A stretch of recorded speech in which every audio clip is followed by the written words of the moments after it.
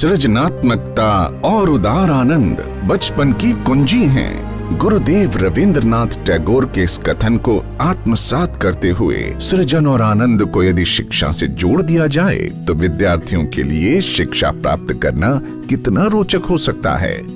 मध्य प्रदेश की सतत एवं व्यापक अधिगम तथा मूल्यांकन यानी continuous and comprehensive learning and evaluation शिक्षण पद्धति शिक्षा की ऐसी ही एक परिकल्पना है जो विगत 6 वर्षों से प्रदेश के स्कूलों में सफलतापूर्वक लागू की गई है। राष्ट्रीय शिक्षा नीति 2020 के आने के बाद अब CCLA शिक्षण पद्धति को इस वर्ष से परिवर्तित स्वरूप के साथ स्कूलों में लागू किया जा रहा है।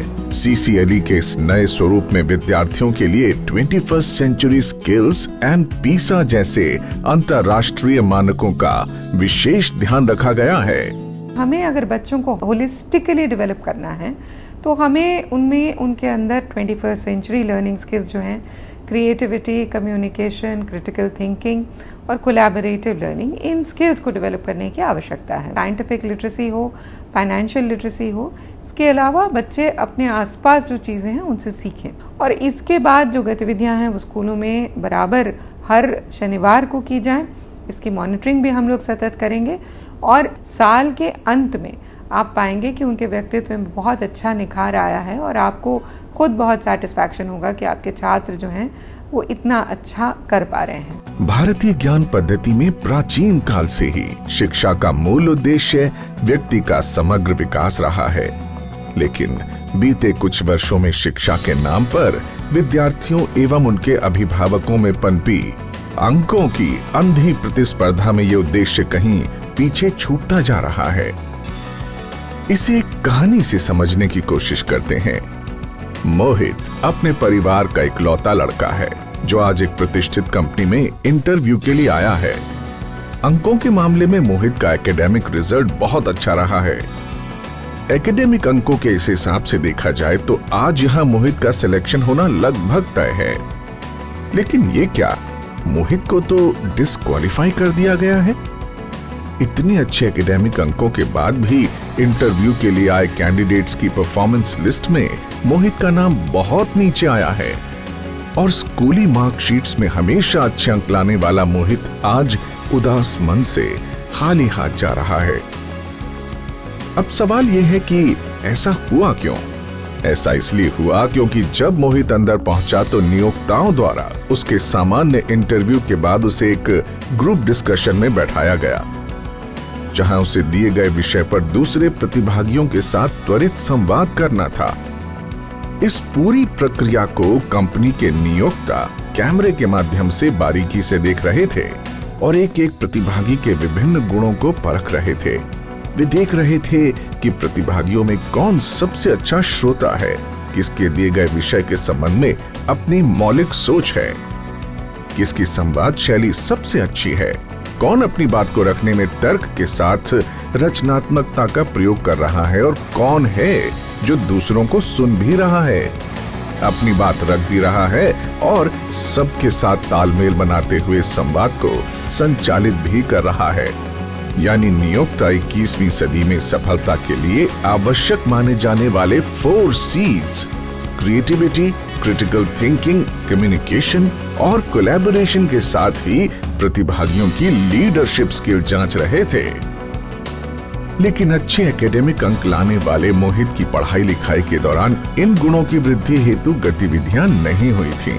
परिणाम स्वरूप मोहित ना तो वहां स्वस्थ संवाद कर सका, न दूसरे प्रतिभागियों से जुड़ सका और न ही वो अपनी रचनात्मकता या तार्किक क्षमता का प्रदर्शन कर सका। ये कहानी सिर्फ मोहित की नहीं, ऐसे अनेक बच्चों की है जो एकेडमिक रूप से उत्कृष्ट होते हैं लेकिन समाज या वर्क प्लेस पर अपने कार्य व्यवहार के कारण असफल हो जाते हैं। लोक शिक्षण संचालनालय मध्य प्रदेश द्वारा वर्तमान शिक्षा पद्धति में प्रचलित इन्हीं कमियों को दूर कर शिक्षा को वैश्विक मापदंडों के अनुरूप स्थापित करते हुए विद्यार्थियों का समग्र विकास करने का प्रयास है सतत व्यापक अधिगम तथा मूल्यांकन यानी CCLA का ये संशोधित स्वरूप। इन 21st सेंचुरी स्किल्स को बेसिकली हम 3 कैटेगरीज में डिवाइड करते हैं, जो कहलाती हैं लर्निंग स्किल्स, लिटरेसी स्किल्स और लाइफ स्किल्स। यदि हम लर्निंग स्किल्स की बात करें तो एसेंशियली लर्निंग स्किल्स वो स्किल्स हैं जो किसी नए नॉलेज के एक्विजिशन में विद्यार्थी को मदद करती हैं। इन लर्निंग स्किल्स में यदि हम बात करें तो हमारे पास पॉपुलरली नोन वो 4 C's हैं, जिसमें चिंतनशील सोच और समस्या समाधान का कौशल, क्रिटिकल थिंकिंग, नवाचार और रचनात्मकता को बढ़ावा देना, क्रिएटिविटी, समूह कार्य और टीम वर्क को एक साथ रख के प्रेजेंट करना यानी कि कोलैबोरेशन, और संवाद कौशल और अपने विचारों को एक बेहतर ढंग से प्रस्तुत करने की क्षमता यानी कि कम्युनिकेशन शामिल है। यदि हम लिटरेसी स्किल्स की बात करें तो ये स्किल्स बेसिकली वो स्किल्स हैं कि किन मीडियम्स के थ्रू हम नई नॉलेज को एक्वायर करते हैं। वो लिटरेसी स्किल्स में हमारे 3 स्किल्स आते हैं जिन्हें हम IMT कहते हैं। I stands for information literacy, M stands for media literacy and T stands for technology literacy. किस प्रकार से हम टेक्नोलॉजी से इंफॉर्मेशन को गेन करने में विद्यार्थी की सहायता कर पा रहे हैं। और सबसे अंत में last but not the least एक इम्पॉर्टेंट स्किल्स का पार्ट है जिसे हम लाइफ स्किल्स कहते हैं, जीवन कौशल कहते हैं। ये लाइफ स्किल्स मूलतः 5 कौशल हैं जिन्हें हम शॉर्ट फॉर्म में फ्लिप्स कहते हैं, जिसमें फ्लेक्सिबिलिटी है, लीडरशिप है, इनिशिएशन है, प्रोडक्टिविटी है और सोशल और क्रॉस कल्चरल स्किल्स हैं। ये 12 स्किल्स का जो समूह है ये विद्यार्थी को एक होलिस्टिक डेवलपमेंट में, एक सर्वांगीण विकास में बढ़ावा देने में सहायक सिद्ध होता है। और इन 12 स्किल्स के एक्विजिशन से ही हमारा विद्यार्थी फ्यूचर रेडी बनता है, आने वाले समय की चुनौतियों के लिए तैयार हो सकता है। CCLE के विगत अनुभवों और NEP की अपेक्षाओं के अनुरूप हमारे विद्यार्थी 21वीं शताब्दी के लिए आवश्यक 21st सेंचुरी स्किल्स में पारंगत हो सके, इसी बात को दृष्टिगत करते हुए पूर्व के साप्ताहिक क्रियाकलापों में अनेक नई गतिविधियों को जोड़ा गया है। CCLE के संशोधित स्वरूप के अंतर्गत बाल सभाओं में एक्टिविटी बेस्ड लर्निंग के माध्यम से विद्यार्थियों को ज्ञान एवं व्यक्तित्व विकास के विभिन्न पहलुओं से परिचित कराया जाता है। ये गतिविधियां व्यक्तिगत एवं सामूहिक दोनों रूप से संचालित की जाती हैं।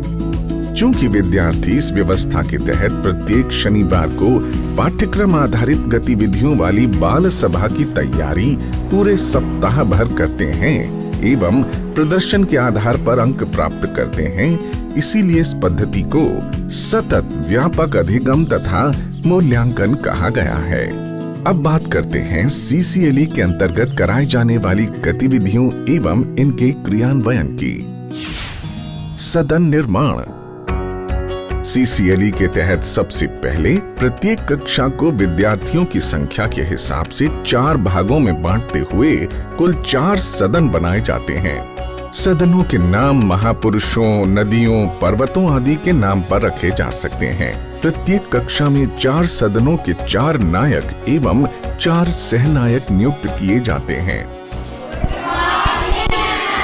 गुड मॉर्निंग बच्चों, बैठ जाओ। नियुक्तियां एवं बाल सभा का संचालन कक्षा अध्यापक द्वारा ही किया जाता है, ताकि उसका ध्यान उसकी कक्षा के प्रत्येक विद्यार्थी पर रहे तथा वो सभी विद्यार्थियों को पाठ्येतर गतिविधियों हेतु समुचित अंक दे सके। सदनवार प्रतियोगिताओं से बेहतर प्रतिस्पर्धात्मक प्रदर्शन निकल कर आता है। माहवार थीम।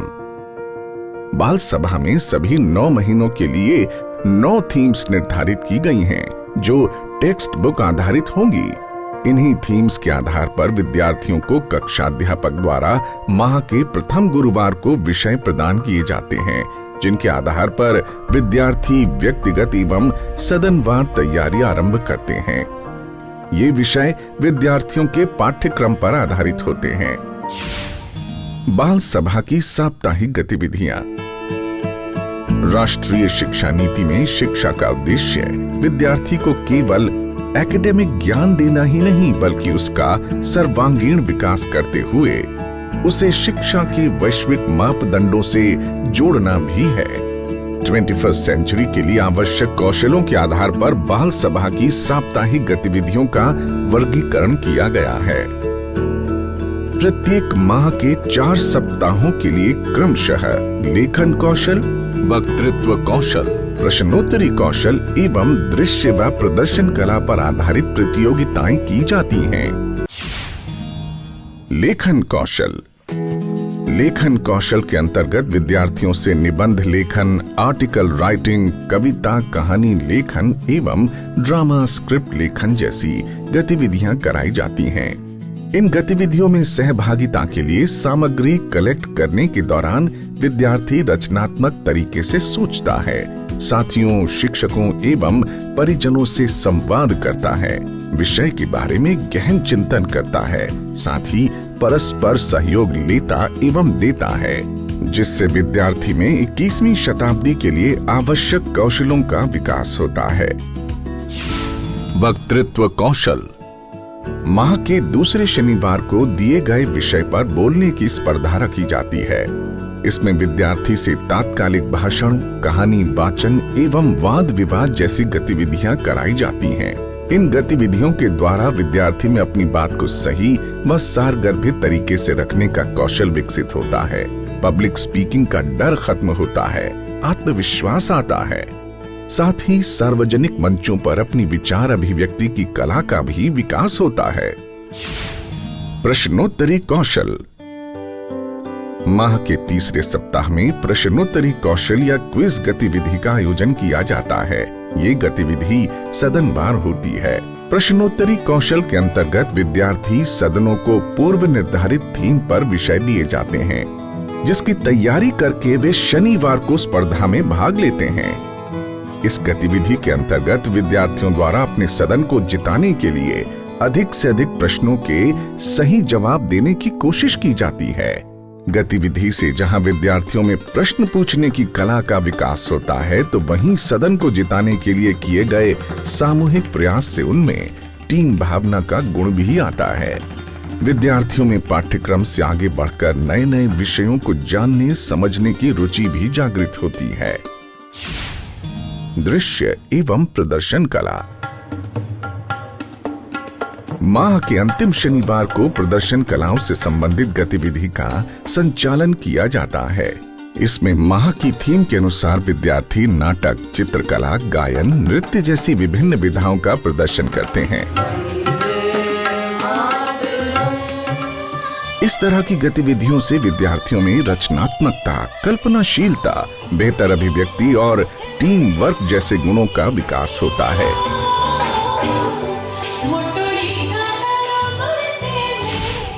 मूल्यांकन। बाल सभा की गतिविधियों में भाग लेने वाले विद्यार्थियों के प्रदर्शन का मूल्यांकन प्रत्येक सप्ताह किया जाता है। व्यक्तिगत एवं सदनवार अंकों के आधार पर प्रतिमाह सर्वसम्मति से अग्रणी सदन एवं वर्ष के अंत में विजेता सदनों की घोषणा की जाती है एवं पुरस्कृत किया जाता है। साथ ही व्यक्तिगत स्पर्धा में अधिकतम अंक प्राप्त करने वाले सभी सदनों के 10% विद्यार्थियों को भी पुरस्कृत किया जाता है। स्कूली शिक्षा सिर्फ रटंत न होकर उद्देश्यपरक बने एवं विद्यार्थी किताबी ज्ञान के साथ ही व्यावहारिक ज्ञान प्राप्त कर 21वीं शताब्दी के अनुसार आने वाले जीवन के लिए तैयार हो सकें। इसी उद्देश्य के साथ लोक शिक्षण संचालनालय मध्य प्रदेश CCLE की इस उत्कृष्ट अवधारणा को मूर्त रूप देने जा रहा है। सभी टीचर्स, जिला शिक्षा अधिकारी, प्रिंसिपल सबसे अनुरोध है कि इस ट्रेनिंग में एक्टिवली पार्टिसिपेट करें, क्योंकि अगर आप ट्रेनिंग ठीक से लेंगे और जो आपको यहाँ बताया जा रहा है तो वो बच्चों तक ठीक से ट्रांसमिट होगा, तो हमारा ट्रेनिंग सफल होगा। जैसा कि कहा जाता है कि शिक्षक सभ्य समाज के निर्माता होते हैं, इसलिए राष्ट्र निर्माण में आप शिक्षकों की भूमिका सर्वोपरि है। मध्य प्रदेश सरकार एवं लोक शिक्षण संचालनालय को आप सब पर पूरा विश्वास है कि आप इस कार्य को अपनी सर्वोच्च प्राथमिकता मानेंगे और विद्यार्थियों का सर्वांगीण विकास करते हुए राष्ट्र निर्माण में अपनी महत्वपूर्ण भूमिका का निर्वहन करेंगे।